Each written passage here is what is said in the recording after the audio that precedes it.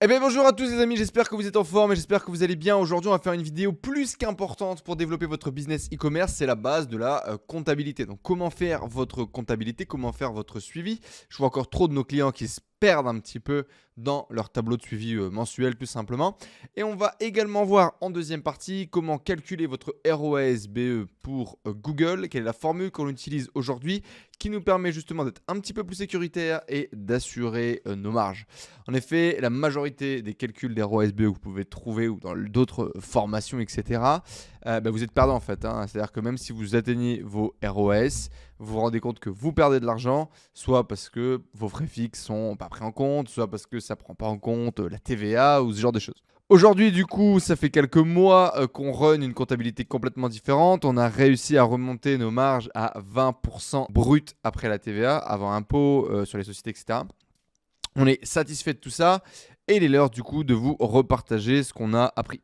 Je vais prendre comme compta un exemple concret du mois de juillet d'un de nos clients qui justement cherche à comprendre pourquoi sa compta est dégueulasse. On va voir ça ensemble et j'espère que ça va t'aider mon Seb. Du coup, voilà comment se compose le tableau. Il est en deux parties. Là, potentiellement, vous pouvez mettre vos mois et puis suivre un petit peu l'évolution. Et on va voir ici ensuite la deuxième partie avec du coup une espèce de bénéfice net et réel que l'on va obtenir à la fin. L'idée, c'est vraiment d'avoir ici une première compta sur le shop. Donc moi, en fait, ce qui se passe, c'est que pour mes business, j'ai ça, mais une ligne égale un site et j'ai 25 lignes pour le coup.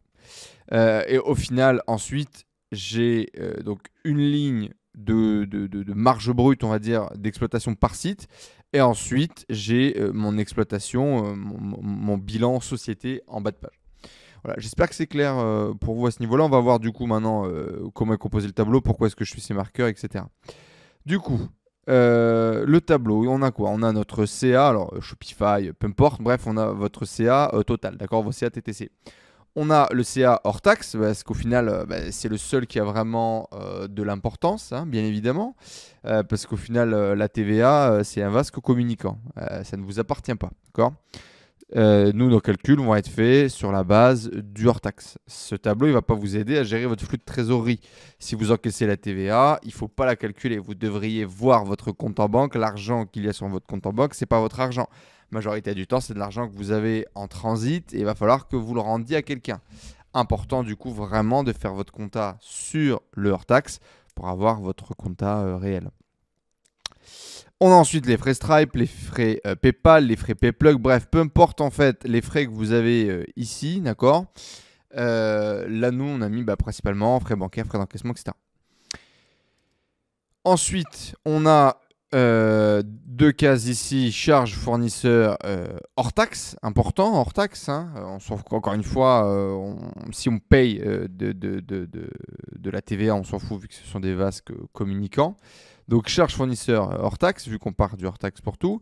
Et Google Ads. Pourquoi est-ce que je prends ces trucs-là? Parce que ce sont mes métriques importantes. Bien évidemment, je fais un petit peu de Facebook. Bien évidemment, j'ai 3-4 autres frais. Mais ça, c'est vraiment les frais majeurs. C'est là où il y a des grosses fluctuations.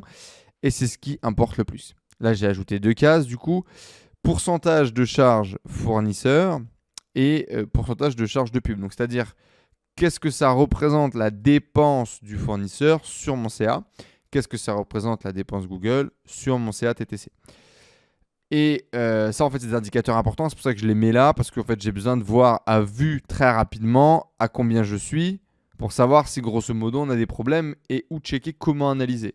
Alors, du coup, ici, on a un chiffre d'affaires de 8041 euros pour, du coup, 1245 euros 24 de TVA.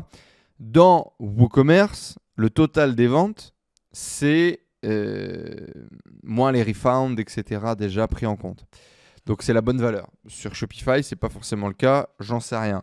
Mais effectivement, nous là, il y a déjà les remboursements, etc., qui sont pris en compte, donc c'est la bonne data. Sinon, il faudrait avoir également les remboursements, etc., parce qu'il faut les prendre en compte. On a notre chiffre d'affaires. On prend notre chiffre d'affaires hors taxe. À notre chiffre d'affaires hors taxe, on va retirer les frais Stripe. Alors là, il nous a mis les frais Stripe et PayPal Bon, on est dans la même case, mais logiquement, j'aime bien voir un peu les différents frais, différents endroits. Et là, ça pourrait être frais bancaires, par exemple. C'est hors taxe, moins frais Stripe, moins charges fournisseurs, moins Google Ads, égale Walou. Là, il n'y a pas de marge. Tout simplement, là, on le voit, ça fait 6 794 euros, ces trois trucs. Et on a fait 6 795 euros de CA. Donc, bah, bien évidemment, il y a 1 euro de marge. Voilà, génial. Félicitations. Donc, bon, effectivement, c'est pas terrible. Donc, on a fait 1 euro de marge. Félicitations. Youhou. Avec ça, je pense qu'on a de quoi se payer une glace. Bah non, parce qu'en plus, il y a des taxes à payer. Donc ici, j'ai une case qui est hyper importante, qui est la rentabilité brute hors taxe. Et donc, bah, du coup, là, je mettrai rouge directement. Rouge, rouge, rouge. Ma target à moi ici, ça va être de réussir à monter à 20%. D'accord ? Donc là, on n'a pas de marge. Ok. Je vais tout de suite pointer un petit peu du doigt ce qui est compliqué. Donc là, on a 53,40% de notre chiffre d'affaires qui correspond au coût d'achat des produits.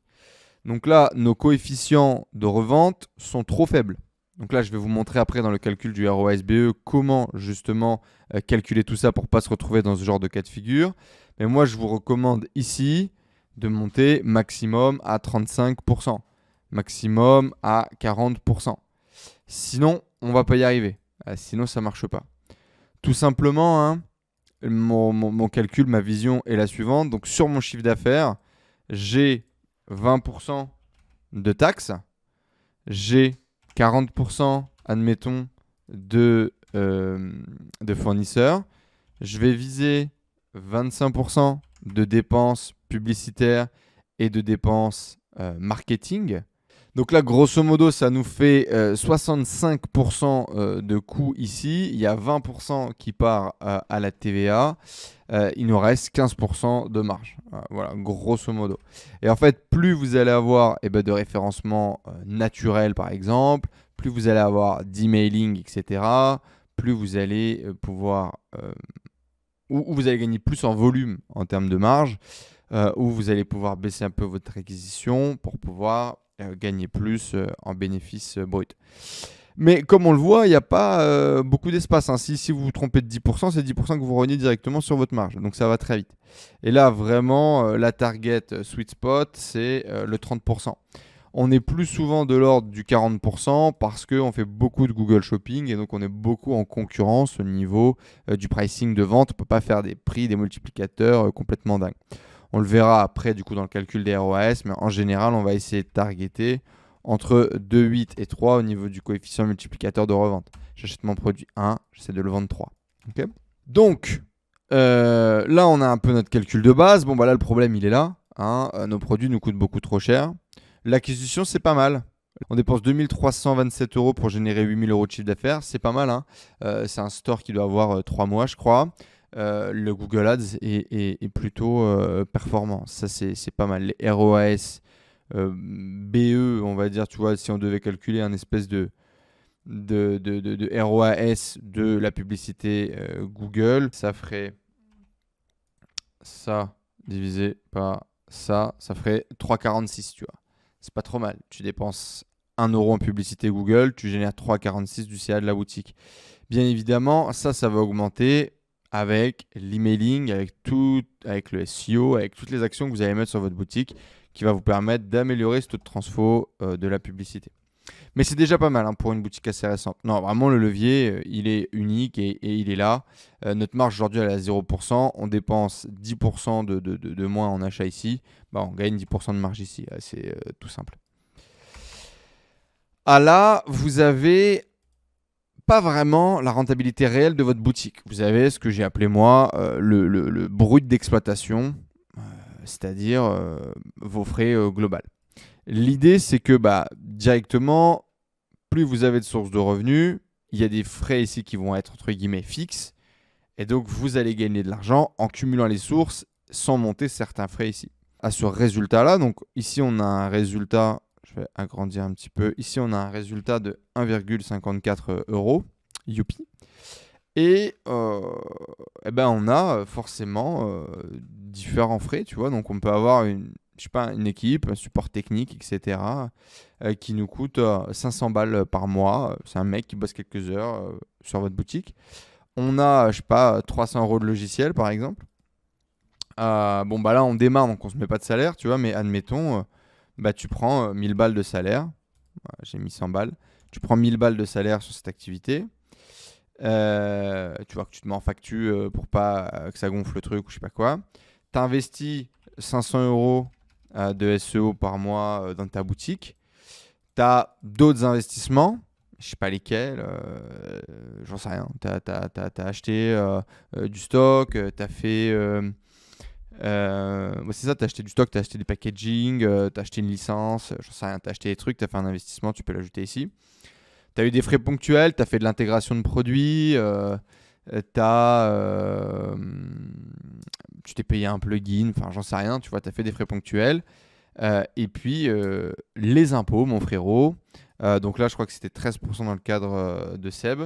Et il doit avoir un truc genre 13% fois le chiffre d'affaires. Donc ça fait 1045, tu vois. Donc ici, on est à 0, on n'a rien fait. Admettons, on n'a pas fait de frais ponctuels. Et donc ici, on est à B20. Hop, B20 moins. Et on a tout ça qui s'additionne. Ok. Donc là, par exemple, on aurait un mois à moins 3300 euros. Autant vous dire, c'est pas incroyable, quoi. Et donc, on aurait fait un mois à moins 3343 euros et on serait clairement en négatif. Bon, là, pour le coup, bien évidemment, il n'y a pas de salaire, donc ça réduit, c'est le problème. Alors, on a quelques frais, mais c'est donc on n'a pas de frais de logiciel parce que c'est 100% couvert par l'agence. Mais du coup, admettons, il a un abonnement à, je sais pas, 129 euros, un truc comme ça. Et donc, il paye 129 balles. Ici, je crois qu'il n'a pas investi d'SEO. À la limite, il a peut-être investi 200 balles. Les impôts n'ont pas bougé. On a fait un mois à moins 1300 euros. OK. Sur quoi est-ce qu'on a du levier du coup? Bah, bien évidemment, on a du levier sur nos dépenses Google, même si clairement, j'essaierai de garder ce ratio et d'augmenter mes dépenses. Si on arrive à garder un ROAS qui est similaire, franchement, il faudra continuer et le développer. Il faudra essayer d'améliorer tout le système back-end, bien évidemment.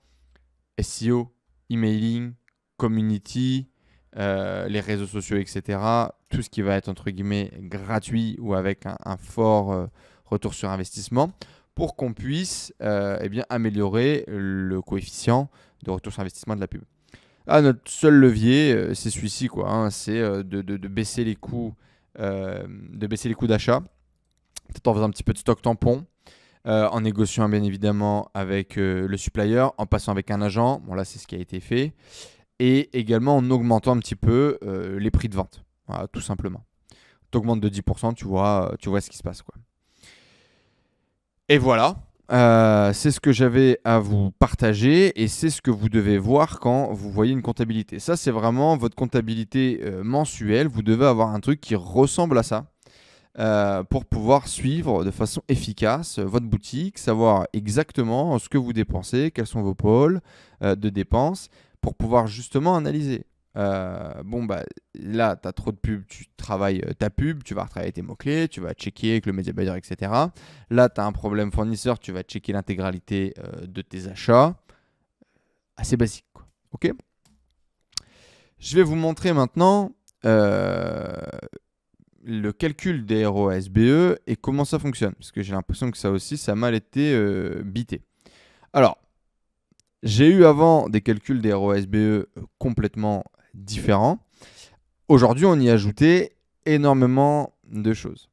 Déjà, on utilise nos prix de vente hors taxe pour calculer le ROAS-BE. N'utilisez pas vos prix de vente TTC, encore une fois. La TVA ne vous appartient pas, les gars. Donc, vous allez vous faire ken. Admettons, on vend un produit à 38 euros. on vend un produit à 38 euros, du coup, 30 euros qui rentrent dans notre poche. Il y a une différence entre 38 et 30, il y a 20%. Merci, vous suivez. Coût produit, on l'achète 10. Donc c'est pas mal déjà. On arrive à acheter 10 à vendre 38, TTC. C'est plus souvent, genre, t'achètes 14 sur vendre 38, quoi. Ça ressemble plus souvent à ça. Et là, on serait déjà sur un multiplicateur qui est pas trop mauvais, tu vois. Comme je t'ai dit à peu près, 2, 8, 3, etc. Admettons, pour faire un chiffre parfait, tu vois, si on achetait 13, qu'on faisait un multiplicateur de 3, on vendrait 39, on est un peu en dessous. Ok. Donc, admettons ton coût produit, il est de 13, tu arrives à revendre 38, ce qui est pas mal, ça vend. Ok, cool, tu as fait tes testings, tu as fait ton élasticité de prix, ça vend. On a ajouté deux choses. On a ajouté les frais fixes business. C'est en gros tes équipes, le logiciel, etc. Et on est parti du principe que ça correspondait à 10% de ton chiffre d'affaires. Nous, c'est un petit peu plus. On a des équipes qui sont un peu développées. On est plus autour de 13-14%. Mais c'est vrai qu'en général, en fonction de la taille de ton business, bien évidemment, ça peut varier. Mais 10%, c'est pas mal. Et au moins, on prend une sécurité. C'est-à-dire qu'on ne part pas sur... si tu fais ton ROAS BE à 10% près, donc sans ça, sans calculer que tu as des salaires, que tu as des trucs à payer, même que tu te payes toi, tu vas jamais y arriver en fait. Tu vas jamais y arriver. Alors effectivement, ça va être beaucoup plus compliqué de faire de la pub rentable parce que le ROAS BE minimum va monter, mais en fait c'est nécessaire. C'est-à-dire que si tu fais de la publicité à 2,8, tu perds de l'oseille mon pote, parce qu'il faut bien te payer, il faut payer tes logiciels, etc. Autre point, les frais, donc c'est pas les frais bancaires, là c'est les frais, tu vois, Stripe, Co. On les intègre également parce que les frais Stripe finalement on les paye directement, c'est 2% en général, plus ou moins entre 1,5 et 2% de ton CA TTC. Donc on a décidé également de les enlever directement ici. Ce qui fait que du coup, la marge brute hors taxe, elle est de 12,84. Pourquoi ? Parce que tu vois les dépenses ici. Donc il y a 7,60 de TVA. Donc de toute façon, à la limite, on prend le montant hors taxe. Il y a frais fixes qui correspondent, on va dire, à 3,80 €. Tu vois, tu as 3,80 € sur un produit que tu vas vendre à 30,40 €, on va dire, de prix de vente hors taxe, qui partent pour ton business, tu vois. Montant des frais bancaires 76 centimes qui vont passer directement chez Stripe ou chez PayPal. Et donc, du coup, tu as 25 balles de dépenses parce que la dépense prenne en plus le coût du produit. Okay, du coup, il nous reste 12,84, ce qui est pas trop mal à chaque fois qu'on vend un petit produit. Bon, je vous rappelle, prix de vente TTC 38, il nous reste 12,84.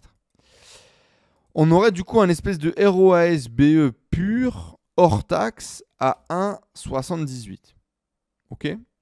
Et avant, on disait voilà, 1,7, tu fais 2, yallah. Pas du tout, frère. Alors, nous, on prend bien évidemment un petit peu de sécurité, comme vous l'avez vu, mais en gros, notre ROAS BE serait à 2,96 là-dessus. Donc, en dessous de 3 de ROAS, tu perds de l'oseille. Point. Alors, oui, bien évidemment, ça complexifie la pub. Et c'est pour ça aussi, bien évidemment, qu'une grosse partie de notre acquisition, on l'a fait sur Google. Parce que sur Google, on est capable de faire du 3 à l'année. Là, moi, sur mon compte, depuis janvier 2021, on est à 3. On est au moment où je fais cette vidéo, en juillet 2022. Donc ça fait 1 an et demi, 3 de moyenne. C'est pas mal. Et du coup, là, le tag Google, donc c'est ce qu'on fait pour optimiser nos campagnes de publicité. Je vous en parlerai peut-être une prochaine fois si ça vous intéresse. Du coup, ROAS BE 3. Donc c'est quand même assez différent. Comment est-ce qu'on calcule ça dans un tableau des marges dans lequel vous allez mettre l'intégralité de vos produits pour y voir clair ? Vous avez votre tableau des marges, coût d'achat total du produit. En général, si vous avez un agent comme moi, il va se diviser coût de produit, frais de livraison, frais de service, prix de vente TTC, bien évidemment qui ne nous sert à rien parce qu'on ne l'utilise pas dans nos calculs, prix de vente hors taxe. Du coup, marge hors taxe, pourcentage de marge hors taxe, qu'on va faire attention, le frais fixe qui revient ici, nos frais bancaires, les frais totaux, marge brute, ROAS BE conseillé. Et donc là, tu vas voir tous tes ROAS BE conseillés et qui va définir directement le tag Google qu'on va pouvoir directement après exporter et importer. Ok ? Un point important ici, moi je vais essayer d'être entre 40 et 60% de marge hors taxe sur le prix de mes produits. Quand je suis à plus, En général, ça ne vend pas. J'ai quelques produits à 70% de marge en taxe, etc. qu'on arrive à vendre en Google Shopping. En général, la bonne target sur mes best-sellers, je suis entre 40 et 60%. Et je sais qu'entre 40 et 60%, je vais réussir à atteindre en général mes 15 à 20 points de marge sur l'activité. Donc aujourd'hui, moi, c'est mon sweet spot, 40-60% de marge. En dessous, bah t'es mort. En dessous, c'est trop juste. En dessous, tu n'y arriveras pas. En dessous, tes ROAS, BE vont être beaucoup trop élevés et tu n'arriveras pas à faire de publicité. Ok ? C'est vraiment ce qu'on retrouve. C'est vraiment ce qu'on retrouve tout le temps, quoi. C'est vraiment ce qu'on retrouve tout le temps. Donc, je te fais quelques exemples à la volée. T'achètes une paire de lunettes 15 balles. 15 balles, si tu la vends 40 balles, t'es à 3,8. 3,28, tu vois, de ROAS, BE à aller chercher dans ta publicité sur Google. Donc, ou tu arrives à mieux acheter, ou il faut que tu vendes un peu plus cher. Vendre un peu plus cher en Google Shopping, c'est pas toujours évident. En général, le levier, il est vraiment de tout acheter, enfin de mieux acheter. Un autre truc qu'on prend pas en compte ici, qui a une sécurité majeure, c'est bien évidemment upsell, downsell, order bump. Sur l'intégralité de mes boutiques, on a en place un système d'order bump qui permet aux gens d'ajouter très rapidement un produit à leur panier juste avant de passer à leur commande. Et on a également des one-click upsell. On n'a pas mis de downsell, que des one-click upsell. Et donc du coup, ça fait qu'on a en plus la marge qu'on va réussir à aller chercher là-dessus, qui également va nous permettre de marger un petit peu plus. C'est pour ça que sur le papier, on a ce pourcentage de marge qu'on vise 15-20% et que parfois on arrive à faire un petit peu plus aussi. Ok ? Mais vaut mieux être un petit peu trop serré, on va dire, et voir que on n'arrive pas à faire de la publicité et donc j'étends un petit peu, j'augmente mes CPC, j'élargis, plutôt que on fait beaucoup de volume de chiffre d'affaires et en fait on gagne pas vraiment d'argent. Ce que j'ai vu chez énormément de gens. Voilà, la troisième partie, c'était pour vous expliquer comment débunker quand justement il y a du problème, mais je pense que vous l'avez compris légèrement. Voilà, pensez à bien remplir vos tableaux des marges. C'est vraiment un tableau qui est essentiel, le tableau des marges. Ici, j'ai l'impression que le calcul n'est pas bon parce qu'il nous sort ce calcul éclaté alors que ça devrait être celui-là. Donc, il faut bien s'assurer que dans le tableau des marges, ça soit le ROAS-BE conseillé et non pas le ROAS-BE brut. On a quoi là comme exemple ? On a un prix de... Ouais, si. Ah oui. Ah, je ne suis pas étonné, on a 100 € de marge brute. Donc là, on pourrait largement baisser le prix. Donc là, on a un sac de voyage week-end en cuir qu'on vend 249 TTC, donc 208 hors taxe. Donc là, c'est un tableau qui permet directement de changer les prix. Hein. Donc là, par exemple, voilà, je mettrais le produit à 260. 260, tu le testes et tu vois comment ça évolue. Et là, du coup, moi, je mettrais mon prix de vente ici. Alors, je ne sais pas si tout est connecté, j'imagine que oui. Mon prix de vente ici, par exemple, on pourrait le mettre à 229. À 229, on serait comment ? À 229, on serait toujours hyper large. 199 ? Ouais. 199. 169, ROAS BE, t'es à 2,2. T'as toujours 66 € de marge. T'es vraiment large. Donc là, vraiment, en fonction d'eux, tu descends ton prix et tu vois jusqu'où tu peux vendre, tu vois. Mais là, en gros, ma limite à moi, ça serait certainement autour de 149, 145 €, tu vois. 2,7, c'est pas mal. 145, j'attaquerais certainement avec un truc genre 145. Et si c'est chaud, je monterai mon prix progressivement. Et il ne faut pas se priver de la marge qu'on pourrait aller chercher, mais il faut avant tout s'assurer qu'on est entre guillemets, dans la bonne fourchette de la compétition, qu'on arrive à se positionner sur un top 5. Essayez pas, vous cherchez à vous positionner toujours premier sur le shopping, mais bien dans le top 5. Et puis essayez de voir un peu. Après, vous jouez quoi. Vous baissez vos prix, vous baissez un peu votre marge, vous augmentez votre volume pour réussir à faire décoller. Et puis une fois que vous avez le business qui est en place, vous prenez des décisions. Voilà, j'espère que cette petite analyse comptable vous a aidé en tout cas. J'ai vu beaucoup de problèmes. Ce fichier, il est disponible. Je vais le prendre ici et je vais vous le mettre à disposition. Et comme ça, vous pouvez bosser dessus. Ça doit vraiment être votre petit rendez-vous de fin de mois pour suivre que tout va bien, que ce soit le brut d'exploitation ou que ce soit le net réel. Je vous souhaite une bonne journée tout le monde. Je vous dis à très vite. Ciao.